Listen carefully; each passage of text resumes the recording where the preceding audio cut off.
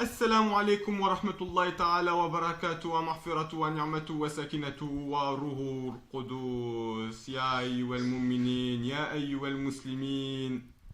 Je voulais faire une petite vidéo concernant Al-Kaaba. Qu'est-ce que ça veut dire Al-Kaaba? La majorité des Arabes et des musulmans nous diront qu'Al-Kaaba ça veut dire simplement le cube. Ben ouais, voilà, c'est fini. Non. C'est pas aussi simple que ça. Vous n'allez pas vous en sortir comme ça. Je vous le dis déjà. Tout d'abord, on va essayer de savoir de quelle racine provient ce mot. D'accord? C'est la base. Al-Kaaba vient de la racine Kaf Ain Ba. Cette racine prend deux autres formes dans le Coran. La forme Kawa'ib et la forme Al-Ka'bayn. Commençons par décoder ce que veut dire la forme Kawa'ib. Dans la sourate 78,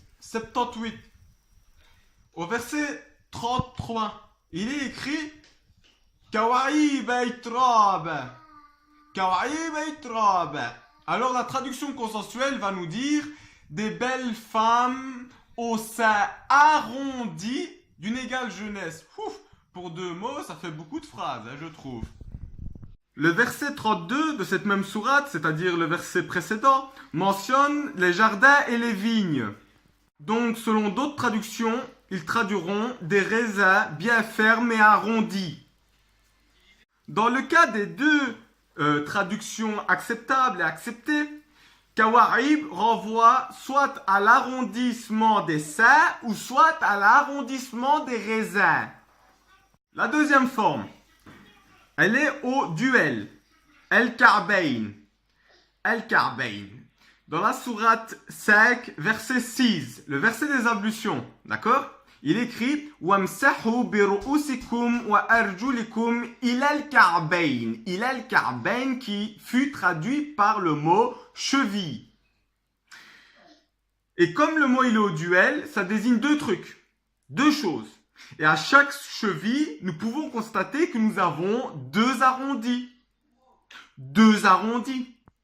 Donc ici, la forme Kawa'ib renvoie aux arrondis. La forme Al-Ka'bayn renvoie à deux arrondis. Donc Al-Kaaba, c'est difficilement acceptable de dire que c'est quelque chose de carré. C'est pas très cubique ça. Étymologiquement parlant, alors, qu'est-ce que ça veut dire Al-Kaaba?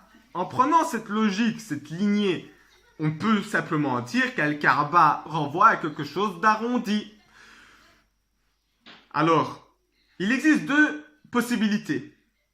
Si nous lisons le Coran à la lumière biblique, alors on pourrait traduire le mot Al-Kaaba par le dôme, ou la coupole, ou par la tente voûtée.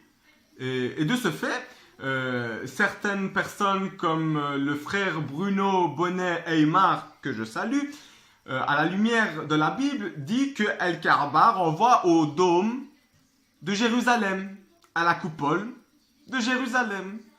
Mais donc selon une autre étude par Madame Jacqueline Chabi, cela renvoierait, archéologiquement parlant, historiquement parlant, à ce que les Arabes de Petra vénéraient, c'est-à-dire des bétiles qu'on appelle ça, qui mentionnaient qu'ils appelaient Kaaba. Et donc, dans cette deuxième possibilité, Al-Kaaba ne renvoie pas à la structure cubique, mais à la bétile qui se trouve dans la structure cubique. Ce que je viens de dire, je ne l'ai pas inventé, je ne l'ai pas sorti de mon chapeau, regardez, il est vide. Mais je tiens bien ça de quelque part. Je vais vous faire une troisième interprétation un peu plus spirituelle et parabolique et qui n'engage que moi, qui a pour but de dire que notre temple est notre corps et notre Kaaba notre cœur. Mais c'est fort spirituel, Et beaucoup de gens ne sont pas très spirituels, donc restons cartésiens, Si vous arrivez à comprendre ce que je viens de dire là maintenant, alors on pourra passer à un stade suivant qui aura pour but de définir Mecca et Bakka. Mais avant, il faut avoir très bien compris cette notion que je viens d'évoquer. Et je vous invite, comme toujours, à faire vos propres recherches. Sur ce, mes amis, je vous souhaite à tous la bénédiction et la paix.